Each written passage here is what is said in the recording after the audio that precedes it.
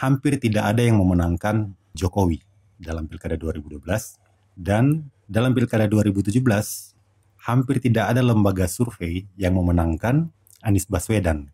Dan ternyata kemudian Anies Baswedan dan Jokowi menang, dan para pollster itu melakukan kesalahan prediksi secara berjamaah. Tapi sekarang ini dalam Pilpres kali ini muncul lagi prediksi-prediksi ala Pilkada DKI Jakarta itu.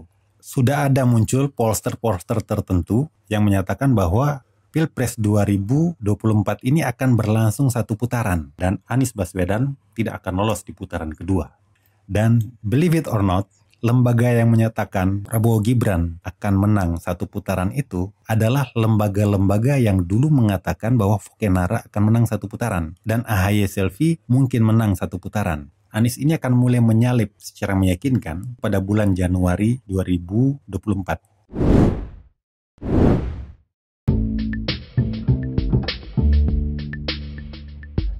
Assalamualaikum warahmatullahi wabarakatuh. Selamat datang kembali di channel Pemilih Indonesia bersama saya Harun Hussein. Kali ini kita akan membahas tentang Anies Baswedan dan Jokowi ya. Dua tokoh yang selalu dipersepsikan berseberangan. Anies Baswedan antitesis Jokowi dan sebaliknya.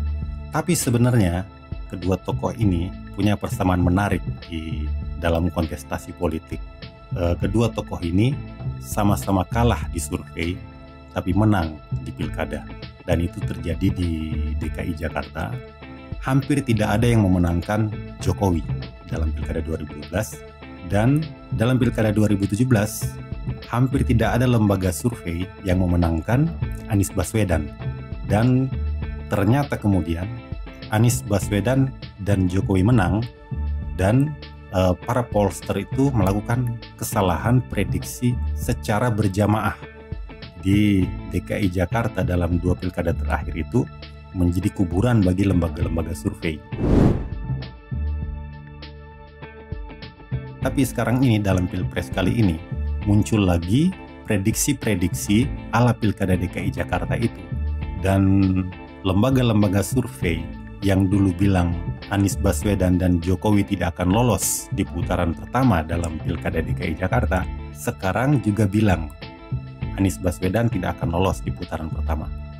Mereka yang dulu bilang pasangan Fokenara akan menang satu putaran di Pilkada 2012 dan cenderung mengarahkan AHY Selvi sebagai pemenang satu putaran di Pilkada DKI Jakarta 2017, sekarang mereka pula yang bilang bahwa Prabowo Gibran akan menang satu putaran dan Anies Baswedan tidak akan lolos di putaran kedua. Baik, kita akan mulai story kita ini dengan kisah Anies Baswedan dalam Pilkada 2017 yang lalu, dan kemudian kita akan lanjutkan dengan bagaimana Jokowi mengalahkan lembaga-lembaga survei di Pilkada Jakarta 2012 yang lalu. Tapi sebelum kita lanjutkan pembahasan kita ini, jangan lupa subscribe dan nyalakan loncengnya agar Anda selalu update dengan video-video dari Pemilih Indonesia. Dalam Pilkada 2017 itu pasangan Anies Baswedan dan Sandiaga Uno diusung di masa injury time ya. Jadi mereka itu resmi diusung oleh PKS dan Partai Gerindra itu pada hari Jumat tanggal 23 September 2016. Hari itu juga pendaftaran calon gubernur DKI Jakarta ditutup. Pilkada 2017 itu pencoblosannya tanggal 15 Februari ya. Jadi Anies Baswedan dan Sandiaga Uno waktu itu cuma punya persiapan 5 bulan. Sejak September sampai Desember 2016, elektabilitas Anies Baswedan selalu berada di nomor 3. Bahkan waktu itu dalam survei LSI Deni JA pada bulan Desember itu, AHY unggul jauh, kemudian Ahoknya game over, dan Anies sama sekali nggak masuk dalam hitungan. Jadi sampai Desember, Anies Baswedan selalu berada di posisi buncit. Selalu underdog ya. Tapi kemudian pada Januari, itu mulai terjadi perubahan dan keganjilan ya. Muncul 3 kelompok survei. Ada lembaga-lembaga survei yang tetap menempatkan Anies Baswedan di posisi buncit. Ada yang tiba-tiba muncul memenangkan Anies Baswedan. Dan ada yang merekam overlapping Jadi Anies Baswedan itu sudah menyalip AHY. Lembaga-lembaga survei yang menempatkan Anies Baswedan di posisi buncit antara lain adalah LSI dan IJA, kemudian Indikator, dan lain-lainnya.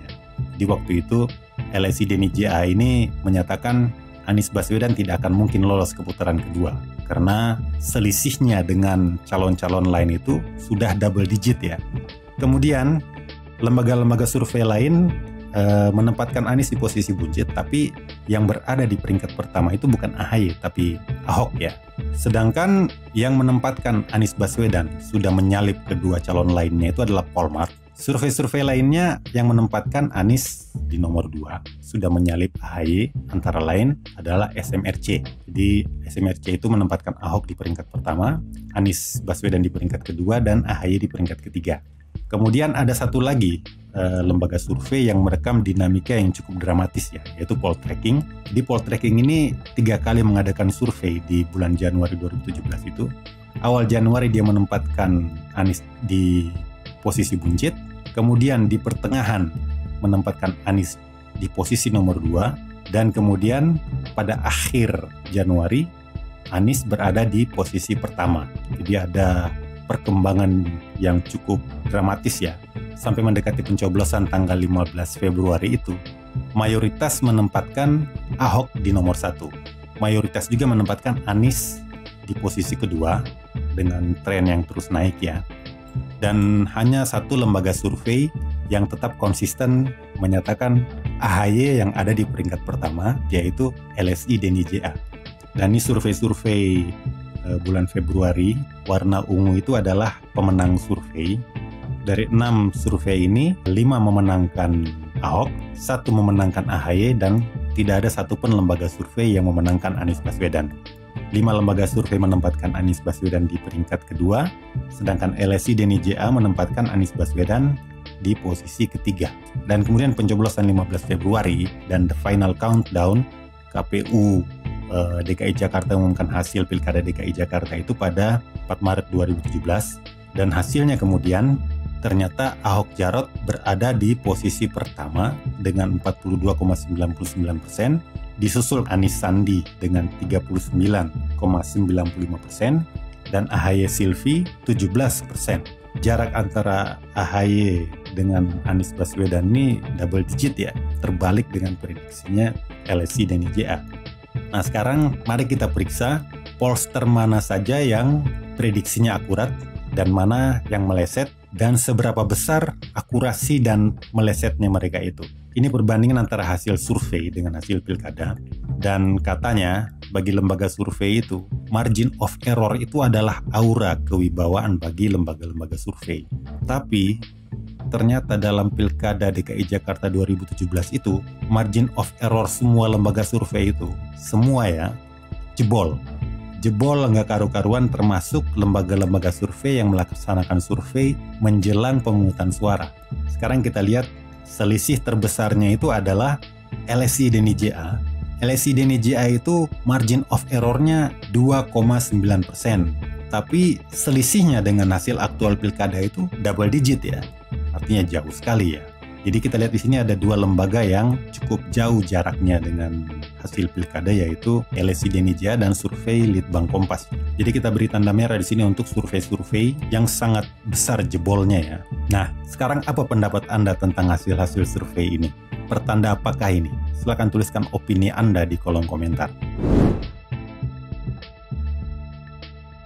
Karena tidak ada yang meraih suara 50% plus 1, keadaannya di run off. Yang akan bertarung di putaran kedua ada Anies Sandi dan Ahok Jarot. Dan putaran kedua itu kemudian dijadwalkan tanggal 19 April 2017. Sekarang mari kita intip lembaga-lembaga survei. Di putaran kedua ini, mayoritas lembaga survei memenangkan Anies Baswedan, dan hanya 1 lembaga survei yang memenangkan Ahok Jarot. Lembaga survei yang memenangkan Ahok Jarot itu adalah Carta Politika. Ini dalam survei tanggal 7 sampai 12 April, Carta Politika menempatkan Ahok Jarot di posisi pertama dengan 47,3%, sedangkan Anies Baswedan, Sandiaga Uno 44,8%. Ini hasil surveinya dirilis tanggal 15 April ya, atau sehari sebelum masa tenang. Masa tenang itu kan 16, 17, 18, 19-nya adalah pencoblosan. Nah, kemudian masuklah pencoblosan tanggal 19 April. Dan the final countdown-nya diumumkan oleh KPU DKI Jakarta itu pada tanggal 29 April atau 10 hari kemudian. Anies Baswedan menang secara meyakinkan dengan suara 57,96%. Sedangkan Ahok Jarot hanya dapat 42,04%. Sekarang mari kita bandingkan hasil pilkada ini dengan hasil survei. Apakah margin of error atau ambang kesalahan yang merupakan aura kewibawaan lembaga-lembaga survei itu jebol lagi? Unfortunately, ya. Nah, sekarang kita lihat angka-angkanya. Itu di kolom margin of error, saya memberikan warna merah kepada lembaga-lembaga yang margin of errornya jebol. Di dalam survei ini yang paling parah itu adalah Carta Politika dan SMRC. Mereka selisihnya dengan suara Anies itu double digit ya. Sedangkan yang lainnya 1 digit. Sekarang, apalagi pendapat Anda tentang hasil-hasil survei ini? Silakan tuliskan di kolom komentar. Dan pilkada rasa pilpres itu pun kemudian berakhir dan Anies Sandi dilantik menggantikan Ahok yang kontroversial. Anies, kita sudah tahu kisahnya bagaimana dia mengalahkan lembaga-lembaga survei. Sekarang kita masuk ke kasus kedua. Bagaimana lembaga-lembaga survei memberi angka kepada Jokowi dan bagaimana Jokowi kemudian mengalahkan mereka. Pilkada Jakarta 2012 diikuti oleh 6 pasang calon ya. Walaupun calonnya ada 6 pasang, tapi beberapa lembaga survei itu memprediksi pilkada akan berjalan 1 putaran. Dan pollster-pollster yang memprediksi pilkada akan berjalan 1 putaran itu adalah lagi-lagi LSI Denny JA, kemudian Indobarometer, dan Jaringan Suara Indonesia. Jadi bagi mereka itu pilkada DKI 2012 itu, Fokenara itu tinggal didorong sedikit lagi, langsung menang. Karena suaranya menurut hasil survei ketiga lembaga itu sudah mendekati mayoritas 50% plus 1. Mari kita lihat hasil survei lembaga-lembaga survei. Dan karena keterbatasan tempat, di sini kita hanya akan tampilkan hasil survei 2 calon yang terkuat ya. Dalam survei bulan Juli atau bulan dilaksanakannya pencoblosan itu, tidak ada satupun yang memenangkan Jokowi Ahok. Yang paling tinggi memberi angka buat Foke itu adalah Jaringan Suara Indonesia 49,6, kemudian LSI Denny JA 49,1, Indobarometer ini yang paling tinggi 49,8, dan Puskaptis 47,22. Dan dengan prediksi yang begitu tinggi, bahkan akan diprediksi menang 1 putaran, Fokenara incumbent tentu sumringah ya. Walaupun sebenarnya banyak juga yang mengingatkan kepada Foke, jangan GR dulu dengan hasil survei LSI atau survei-survei lainnya ya. Apakah hasil-hasil survei itu kemudian terbukti dalam kenyataan? Pencoblosan 11 Juli menjadi moment of truth buat lembaga-lembaga survei. Dan the final countdown-nya ditetapkan tanggal 20 Juli atau seminggu kemudian ya. Dan hasilnya adalah terbalik 180 derajat. Jokowi Ahok mendapatkan 42,6%, sedangkan Fokenara hanya mendapatkan 34,05%. Ini benar-benar gubrak ya. Hasil ini membuat semua lembaga survei salah. Jadi kita lihat di sini semua lembaga survei itu memenangkan Fokenara yang warna ungu, dan kemudian hasil pilkada ternyata memenangkan Jokowi. Berbeda 180 derajat dengan survei. Ini lagi-lagi margin of error yang katanya aura kewibawaan lembaga survei itu jebol nggak ketulungan. Selisih antara hasil survei dengan hasil pilkada itu hampir semuanya double digit. Dan LSI Denny JA yang pernah sesumbar bahwa Foke akan menang 1 putaran itu adalah yang selisihnya paling tinggi. Bayangkan, selisihnya dengan hasil pilkada untuk Jokowi itu sampai minus 28%. Ini gila sebenarnya angkanya ya. Kemudian Indobarometer selisihnya dengan Jokowi 26 poin, Puskaptis 27 poin, dan JSI 26 poin. Gila ini. Padahal kalau kita lihat ya, margin of error lembaga-lembaga survei itu paling tinggi 4,8%. Ini berapa kali lipat nih derajat errornya ini kalau pakai ilmu hadis itu, ini derajatnya mutawatir, diriwayatkan semua pollster. Ini kredibilitas lembaga-lembaga survei waktu itu hancur ya. Lembaga-lembaga survei di Indonesia waktu itu turun kelas dari dukun politik yang sakti menjadi peramal jalanannya. Dan Fouquet itu bukan hanya gagal menang satu putaran, tapi Fouquet itu bahkan tidak menang di putaran pertama itu. Dia berada di peringkat kedua di bawah Jokowi. Jadi ibaratnya Fouquet itu sudah jatuh tertimpa tangga. Fouquet jelas kecewa berat. Fouquet kemudian curhat kepada wartawan bahwa dia dibohongi oleh lembaga-lembaga survei. Ini ada berita dari JPNN tanggal 16 Juli. Di sini Fouquet menyatakan lembaga-lembaga survei membohongi saya. Nah, dengan hasil seperti ini, apa pendapat Anda? Silakan elaborasi pendapat Anda di kolom komentar. Tapi betapapun pertarungannya emang belum berakhir waktu itu. Walaupun Jokowi menang, tapi Jokowi tidak mampu melampaui pilkada threshold 50% plus 1 ya. Jadi akhirnya pilkadanya di run off. Menjelang putaran kedua ini, survei-survei yang begitu gencar di putaran pertama, dan bahkan sampai sesumbar Fouquet-Nara menang satu putaran, itu tiarap ya. Dan entah mengapa mereka tiba-tiba tiarap. Apakah mereka juga shock dengan hasil surveinya atau bagaimana? Wallahu a'lam. Pada bulan Agustus dan 9 September itu ada sejumlah lembaga survei yang mengumumkan hasilnya ya. Mayoritas memenangkan Jokowi Ahok, tapi ada satu lembaga yaitu Puskaptis yang tetap memenangkan Fouquet-Nara. Nah, sini kita lihat grafisnya. Puskaptis memenangkan Fouquet-Nara dan 4 lembaga lainnya itu memenangkan Jokowi Ahok. LSI di sini bukan LSI Deni JA ya. Ini LSI Lembaga Survei Indonesia, sedangkan LSI Deni JA itu adalah Lingkaran Survei Indonesia. Nah, sekarang mari kita lihat apakah hasil survei itu kemudian terbukti di TPS. Pencoblosan dilakukan tanggal 20 September dan kemudian hasilnya diumumkan pada 29 September oleh KPU DKI Jakarta. Dan the final countdown adalah Fouquet-Nara mendapatkan 46,18%, sedangkan Jokowi Ahok menang dengan 53,82%.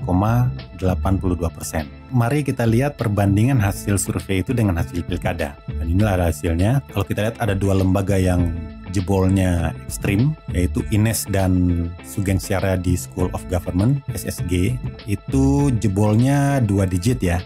Dan apakah semua lembaga survei ini jebol? Margin of error-nya semuanya jebol. Nah, apapun itu, yang jelas hasil akhir dari Pilkada DKI 2012 itu, Jokowi Ahok bukan hanya mengalahkan Fouquet, tapi juga mengalahkan semua lembaga survei yang terkemuka saat itu. Dan Jokowi yang ke Jakarta waktu naik SMK, kemudian akhirnya dilantik sebagai gubernur baru di Jakarta menggantikan Fouquet. Dan sejak itulah bermulalah berbagai macam kisah di Jakarta yang kemudian berakhir dengan copras-capres dan seterusnya.